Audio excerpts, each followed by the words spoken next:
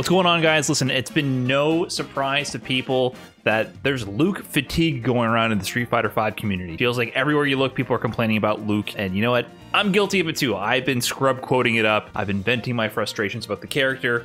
At the end of the day, all we can do is get better at the matchup and improve. But in the meantime, you're going to be uncomfortable and you might say some things that you don't fully mean. But to get a sense of this character, I was really interested in this video put out by Total Sagat here. And I got 5 seconds into the video last night, and then I paused it and I said, wait, I gotta watch this on stream. I'm gonna link the original video and channel in the description, so please be sure to check out the original video. But after I saw the first 5 seconds, I was like, this looks like a good video that I wanna watch and analyze with the stream. We're taking a look at how powerful is Luke in Street Fighter V. Let's check it out. Yeah, this is the part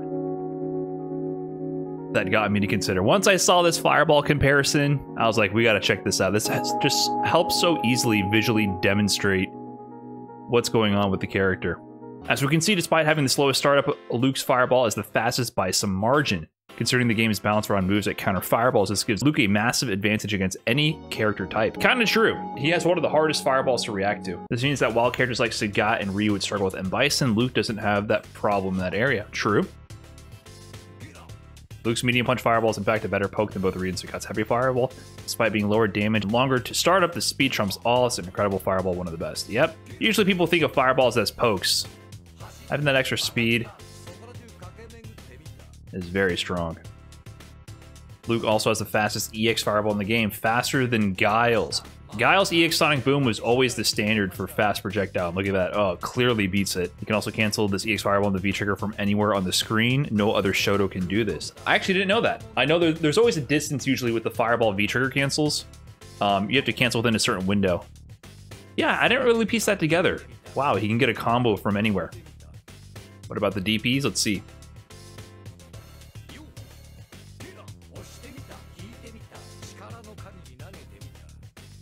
Yeah, some DPs have anti-fireball properties, so he's testing the ranges of that. It's hard to do the medium DP to anti-fireball because it has limited forward movement, only invincible on frames 3 to 7. Okay. Boom. Wow. 2 different timings. It has the most invincibility frames out of any DP, moves him very far forward, and the frames kick in a little later on 5 to 10. 5 invincible frames. 5 invincible frames versus 4 compared to Sagat.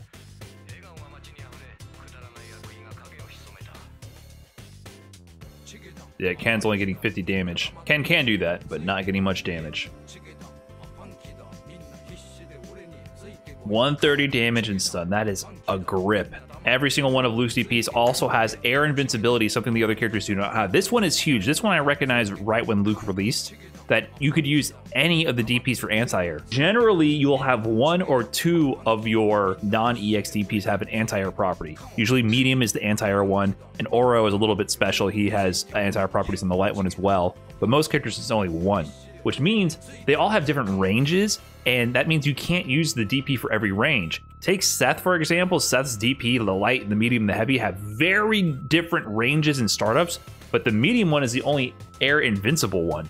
So because of that, you have to pick and choose which one you use, and you don't have access to all those angles all the time. But all of Luke's have anti-air invincibility, meaning you can use any of them at any range that's appropriate. DPs can juggle 2. Generally, DP will have a juggle limit of around 1 or 2. Sagat needs to charge 50 frames of V-skill to get his DP to juggle limit 3. Juggle King Oro has a limit of 8. Hey, let's go Oro. Juggle King! Guess what Luke is meterless? Yep. 15. So he's going over the juggle potential of these moves. We actually had a video on the channel recently talking about juggles. He's basically saying that no matter what route you're taking, you can usually end in a meterless DP to juggle, where other characters usually have to spend bar to end their juggles. So he gets access to extra damage at the end of combos with a meterless DP that has a really high juggle potential, where other characters have to spend the bar.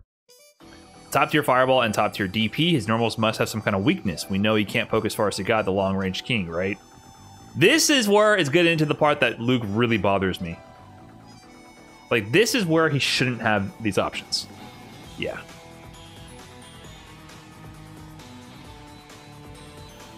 So he's gonna go show the hurt boxes. He's getting scientific about it. Okay, let's see. All right. Quick Primer. This is actually from a tool that I use pretty often. Street Fighter V Diff is the tool, the online tool he's using here. If you get rid of the physical looking model of the character that you see with your eyes, what is actually the game is running on is these boxes. The yellow box is the push box. That's like your body that prevents you from passing through each other, right? The green box is your hurt box. That's the box that can actually get hit by other moves. The red right there, that's the hit box. That's the move that if it actually intersects with the opponent, and if it hits their green box, it'll hit them. So this is Sagat's heavy kick here. And you can see like this is where the heavy kick goes. If this red part of the heavy kick intersects with the opponent's green box, they'll get hit. And this is where you can hit Sagat during it. If Sagat presses this move, you can clip him low here. You can maybe clip part of the leg as well, where the red box doesn't intersect. That's kind of what it describes. So it lets you see under the hood what a move really is doing. So here's Luke's. And he moves forward. Look how far forward he moves. So the center line was where he was originally centered.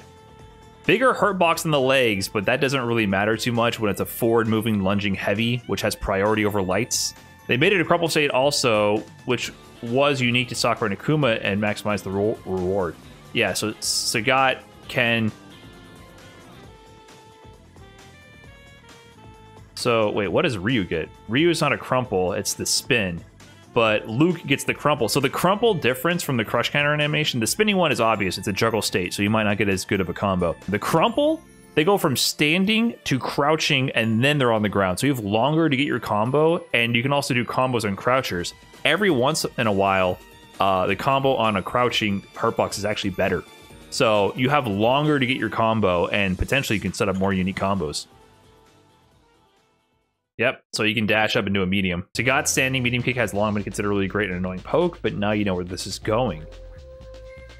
That move is amazing, actually. Sagat's standing medium kick is one of the best.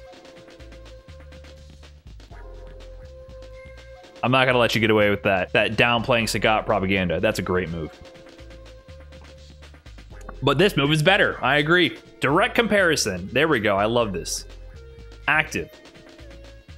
So his is active on frame 8. Sagat's is off the screen. Active out, I don't know what frame.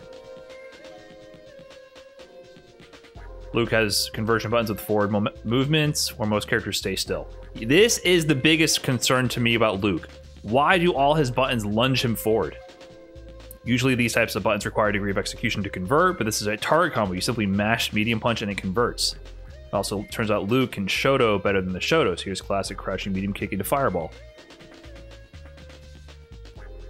Tech throw, low forward to fireball is not connecting. It's too far away. The low forward will connect, but the fireball will not combo. But Luke will. Luke just works. Despite having a fully invincible far-reaching DP, Luke is also one of the best crouching jabs in the game.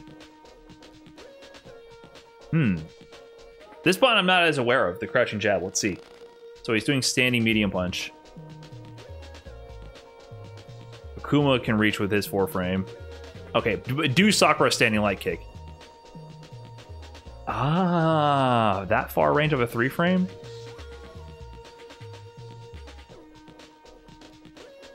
That is good. No, you didn't talk about stand jab. Don't move on without talking about stand jab. You didn't talk about stand jab or any of the fierce punches. Standing jab is a 4-frame jab that goes half screen and is -4 on block, but because the block stun is so short, you can never get your turn back because it's ambiguous on the spacing. Or 5-frame, excuse me. 5-frame move that goes full screen. Full screen. I'm obviously exaggerating. Hold on, I'm getting real biased. Didn't I say in the beginning that I wouldn't be complaining in this? I'm complaining now. It goes full screen, and you can't tell the block stun on it. It's very difficult to tell. It's just a very scrambly move because you go to take your turn back. It is -4. It's 5 frames -4, but the spacing adjusts so fast that you cannot tell what move will actually take your turn back at that point, and all of his moves reach. So he doesn't have to be concerned about what button to press after. Up to -2 spaced out? Yeah, it's a silly move. All right, V-Trigger 1.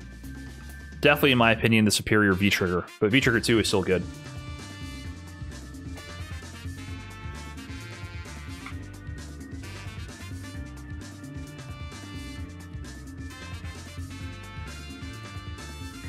And he confirms like Karen. Big damage he can dish out at any time with incredible V-skill. Well, that has a super, so I get what you're going for. Damage before the super was very good. The high health and stun he still has? You think he still has high health and stun? He has average health and stun, or slightly below average now. 1,000 health, 1,000 stun. I would say average now is 125 in this version of the game. Most characters are 1025 or above, in my opinion. I guess if you take the average, 1,000 is still average. There's a lot of characters in 975 and below. He could do with lower health and stun. Something.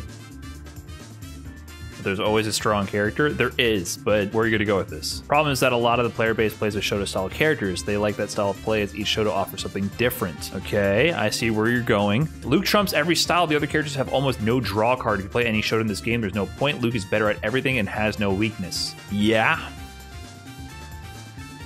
Ken's V-Trigger 2? Sure. Ken's V-Trigger 2 is a very strong confirm and anti-fireball tool, which offers him something a bit unique. Anything else? Ryu has an enhanced fireball V-Trigger. I would say Luke's V-Trigger 1 is better. Ryu has a parry and combo extension V-Trigger, but I don't know. You don't need that. Sagat has a fireball V-Trigger and an unblockable V-Trigger, but those aren't very strong. So I think the other Shotos have like just different things to do, but they're not great. Not a matter if you think Luke is too strong in comparison to the game's tool and other characters. He's been designed to be better. I cannot argue with that. I think it's pretty obvious that Luke is designed to be better. We can only hope every Street Fighter 6 character is as strong as Luke. I disagree. I am not of the school of thought that we should make every character broken. That is good for some games, not good for others. Depends on the context. I think people like to use this blanket statement to make it sound like, oh, I'm so tough, I can handle broken shit. Don't nerf, only buff. I completely disagree about that. I think people who say that are people who often just game hop and don't give a shit about the end goal of a lifespan of a competitive game. They're people who play the game for 2 weeks and then move on to the new shiny object. They're people who aren't invested in pushing the meta and optimizing the game. And because they'll never see the dark hellhole that will become of the busted game, they don't care. I don't mind having a game that's based around reserved characters. That's what Street Fighter generally is. I don't think limitations are necessarily a problem. Street Fighter V is obviously a game designed around working around limitations. It's a game like that, except here comes Luke, who kind of has all that pulled off from him. I want Marvel to be completely busted, right? You want it to be busted. That's the type of environment that you're in, a versus game. For a Street Fighter game, I don't necessarily want that. It's good to have different types of games. Is the goal of balancing all 5-5 matchups? No, I think the goal of balancing is definitely, in my opinion, a trade-off between offering variety of playstyle without allowing too many horrible polarizing matchups. Because if you want all 5-5 matchups, go play Senior Footsies or just Footsies. High Fight will hook you up. You can play mirror matches all day. There you go. There's your 5-5 game. Different archetypes and different character styles will have bad matchups that will always exist. But the goal is to try to manage it so that you both balance uniqueness, fun, and balance, right? Like you're trying to hit all those points to it's a really tough thing to do. You're trying to pick all three of them and try to optimize them to the best of your ability without sacrificing one too much for the other.